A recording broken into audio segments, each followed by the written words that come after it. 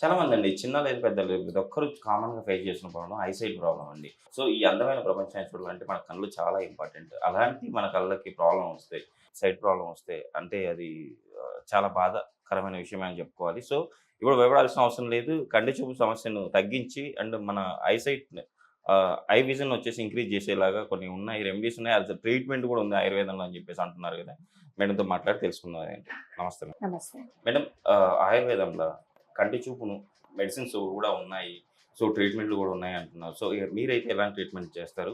In case ఇంట్లో కొంతమంది రాని వాళ్ళు అంటే ఇక్కడికి రాలేకుండా ఉండే వాళ్ళకి ఇంట్లో ఎలాంటి హోమ్ రెమెడీ అయితే చెప్తారు? నార్మల్‌గా ఐ సైట్ అనేది ఒకసారి వస్తే అసలు తగ్గదు. ఓన్లీ అద్దాలు మాత్రమే పెట్టుకోవాలి అనేది అందరిలో ఉన్నటువంటి కామన్ నార్మల్‌గా ఒపీనియన్. అండ్ ఈవెన్ చాలామంది అంటూ ఉంటారు అసలు అది తగ్గడం అనేది అసలు జరగదు అని. కానీ మన దగ్గర ఈ ఆయుర్వేదిక్ ట్రీట్మెంట్స్ కావచ్చు, లేదా కొన్ని రకాల ఇంట్లో మనం చేసుకునే కొన్ని మెడిసిన్స్ లేదా సప్లిమెంట్స్ అనొచ్చు. వాటి వల్ల కానీ వాటిని రెగ్యులర్‌గా తీసుకోవడం వల్ల స్టార్టింగ్ స్టేజెస్‌లో ఉన్నటువంటి ఐసైట్ అయితే కంప్లీట్‌గా తగ్గించుకోవచ్చు. ఓకే. లేదా చాలా అడ్వాన్స్ అయిపోయి చాలా ఎక్కువగా ఉంది అంటే దాన్ని అట్లీస్ట్ మనం అక్కడికి ఆపుకొని ఇంకా ఇంకా పెరగకుండా ఈ పద్ధతులు అన్నీ కూడా అంటే నేను చెప్పబోయే టెక్నిక్స్ కావచ్చు, లేదా కొన్ని టైప్ ఆఫ్ ట్రీట్మెంట్స్ అండ్ కొన్ని రకాల ఇంటర్నల్ మెడిసిన్స్ డెఫినెట్‌గా ఆపుతాయి. సో దాంట్లో ఫస్ట్ వచ్చేసి టెక్నిక్స్. అంటే ఏ టెక్నిక్స్‌ని మనం ఫాలో అవుతే ఐసైట్ రాకుండా ఉంటుంది అండ్ వచ్చిన ఐసైట్ అనేది ఇంకా పెరగకుండా ఉంటుంది అంటే ఓకే. ఇట్ స్టార్ట్స్ ఫ్రమ్ డేలో మనం మార్నింగ్ లెగవగానే చాలా మంది ఈ పాటికి చెప్పి ఉంటారు. కాకపోతే ఇది ఎంతవరకు నిజము అని చాలా మందికి డైలమా కూడా ఉంటుంది. అదేంటి అంటే మన సెలైవా. నార్మల్‌గా మన సెలైవాలో హీల్ చేసే కెపాసిటీ చాలా ఉంటుంది. సో మన సెలైవా తీసుకొని రెగ్యులర్‌గా మార్నింగ్ మనం కాటుకలాగా పెట్టుకుంటూ ఉంటే ఓకే. ఒక 40 డేస్ రెగ్యులర్‌గా వితౌట్ ఫెయిల్ పెట్టుకుంటూ ఉంటే సైట్ అనేది మంచి చేంజ్ అనేది వస్తుంది ఒకటి. అండ్ సెకండ్ వచ్చేసి ఐ వాష్. రెగ్యులర్‌గా మనం కళ్ళు కడుక్కోవడానికి త్రిఫలా వాటర్‌ని మనం వాష్ చేసుకోవడానికి ఉపయోగిస్తూ ఉంటే కంటికి సంబంధించిన సైట్ అనేది రాకుండా ఇది ప్రివెంట్ చేస్తుంది అండ్ ఆపుతుంది వచ్చిన దాన్ని కూడా. మేడం ఇంకొకటి ఇప్పుడు ఇందాక మీరు చెప్పారు కదా! సెలవును యాక్చువల్లీ మన కంటికి కంటికి కాటుకలా పెట్టుకోవడం. పెట్టుకోవాలని చెప్పేసి. సో, ఐకి తగలొచ్చా? తగలొద్దా అది? ఖచ్చితంగా కంట్లో అదంతా స్ప్రెడ్ అవ్వాలి. ఈవెన్ మీరు ఓకే. చూసుండొచ్చు చాలా యానిమల్స్ వాటికి దెబ్బ తాకితే అక్కడ సెలైవా తోటే క్లీన్ చేసుకుంటూ ఉంటాయి. ఎందుకంటే సెలైవాలో మనకి హీల్ చేసే ఎంజైమ్స్ ఉంటాయన్నమాట మన ఓకే. సెలైవాలో. సో కాబట్టి సెలైవా అనేది రెగ్యులర్‌గా మీరు ఏదైనా మచ్చ అయిన దగ్గర పెట్టి చూడండి. రోజు సెలైవాని అంటే అదొక మెడిసిన్ లాగా మీరు ఫీల్ అయ్యి ఎలా మనం మెడిసిన్ రెగ్యులర్‌గా పెడతామో అలా రెగ్యులర్‌గా పెట్టినట్టయితే డెఫినెట్‌గా అది వూండ్స్‌ని తగ్గిస్తది అండ్ కంట్లో ఉన్న ఈ ప్రాబ్లమ్‌ని కూడా చాలా వరకు తగ్గిస్తది. నేను చాలా మంది స్క్వింట్ పేషెంట్స్‌కి నార్మల్‌గా కొంతమందికి లైట్ స్క్వింట్ ఉంటది. దానికి సర్జరీ అంత అవసరం ఉండదు. ఓకే. వాళ్ళకి ఈ టెక్నిక్ యూజ్ చేయమని చెప్పి ఐ ఎక్సర్‌సైజ్ చేయమని చెప్తాం. సో మంచి చేంజెస్ అనేవి మనం చూస్తున్నాం ఆ ఇంకోటి పేషెంట్స్‌లో. మేడం యాక్చువల్లీ మార్నింగ్ మనం బ్రష్ చేసుకున్న తర్వాత ఆ సెలవుని తీసుకోబెట్టుకోవాలా? లేదు. లేకపోతే ఎర్లీ మార్నింగ్ లెగవగానే తీసి పెట్టుకోవాలి. Okay ma'am. ఇంకొకటి అంటే ఈ మధ్య కాలంలో చిన్న పిల్లల్లో కామన్‌గా ఈ ప్రాబ్లమ్ వస్తా ఉంది. చిన్నప్పటి నుంచి స్పెట్స్ వాడుతా ఉన్నారు. సో, వీళ్ళకంటే ఇలా అవ్వడానికి కారణాలేంటి? వీళ్ళకైతే ఎలాంటి ట్రీట్మెంట్‌లు ఉన్నాయి ఆయుర్వేదంలో? మామూలుగా పిల్లల్లో ఈ మధ్య కాలంలో పెరిగిన స్క్రీన్ టైం వల్ల అంటే ఎక్కువగా వాళ్ళు ఎలక్ట్రానిక్ గాడ్జెట్స్‌ని ఎక్కువగా యూజ్ చేయటం వల్ల వాళ్ళలో ఉండే డెలికేట్ మజిల్స్ అనేవి వీక్ అవుతున్నాయి. నార్మల్‌గా హ్యూమన్ యొక్క అంటే పద్ధతులు మనం చూసుకున్నట్టయితే ఒకప్పటి నుండి చూస్తే డే అంతా కూడా బయట ఉండేవాళ్ళు. ఎప్పుడు కూడా ఇట్లా ఇండోర్‌గా ఎవరు ఉండేటోళ్ళు కాదు. ఇప్పుడున్నంత ఇండోర్‌గా ఇన్ని సంవత్సరాల నుండి ఎప్పుడూ ఉండేవాళ్ళు కాదు. నార్మల్‌గా పనుల కోసం బయటికెళ్ళి దూరంగా ఉండే ఆబ్జెక్ట్స్‌ని చూసుకొని వాటిని గ్రాబ్ చేయడం, లేదా వ్యవసాయం అయితే వ్యవసాయం చేసుకొని రావడం, ఏదైనా పనులుంటే చూసుకొని రావడం, అలా దూరంగా ఉండే ఆబ్జెక్ట్స్ అన్నీ కూడా డే టైమ్‌లో మనం చేయాలి.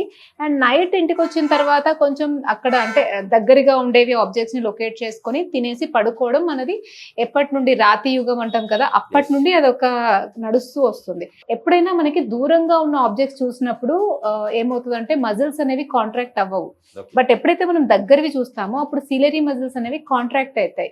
సో మీరు రోజంతా కూడా ఇంట్లో ప్రొద్దటి నుండి సాయంత్రం వరకు ఉండి ఇంట్లో ఉన్న వస్తువులను దగ్గర నుండి చూస్తూ కంటిని స్ట్రెయిన్ చేయడం వల్ల, ఈ ఎలక్ట్రానిక్ గాడ్జెట్స్ యూజ్ చేస్తూ కంటిని స్ట్రెయిన్ చేయడం వల్ల కంటి మజిల్స్ వీక్ అయి సైట్ అనేది ఈ లోపు పిల్లలకి పెద్దలకి అందరికీ కూడా ఈ మజిల్ స్ట్రెయిన్ అండ్ ఆల్టర్డ్ అంటే అసలు మనం దూరం ఎవరు చూడట్లేదు. ఈవెన్ ల్యాప్టాప్ ముందు కూర్చున్న వాళ్ళకైతే మనం చెప్పాల్సి వస్తుంది ఎవ్రీ 20 మినిట్స్కి ఒకసారి మీరు కళ్ళు క్లోజ్ చేసి దూరంగా ఉన్న ఆబ్జెక్ట్ని ఒక 5 మినిట్స్ చూడండి అని.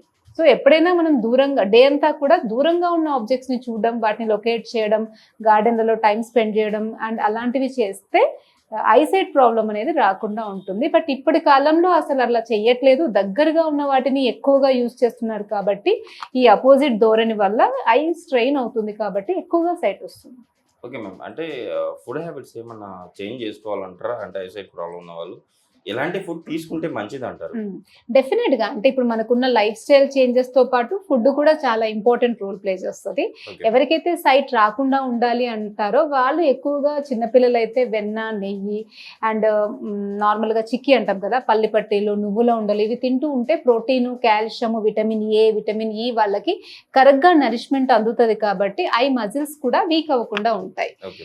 అండ్ ఇంకా ఎక్కువగా చూసుకున్నట్టయితే ఇంకా స్పెసిఫిక్ గా కంటికి ప్రాబ్లం వచ్చింది ఖచ్చితంగా అంటే కంటికి ఐసైట్ ని పెంచే మెడిసిన్ పెంచే ఫుడ్ అని అనుకుంటే కొన్ని ఆకుకూరలు లైక్ మునగాకు, కరివేపాకు, పొన్నగంటి కూర అండ్ ఇవి అంటారు బాదాంలో 2 టైప్స్ ఉంటుంది. ఒకటి నార్మల్ గా ఓకే.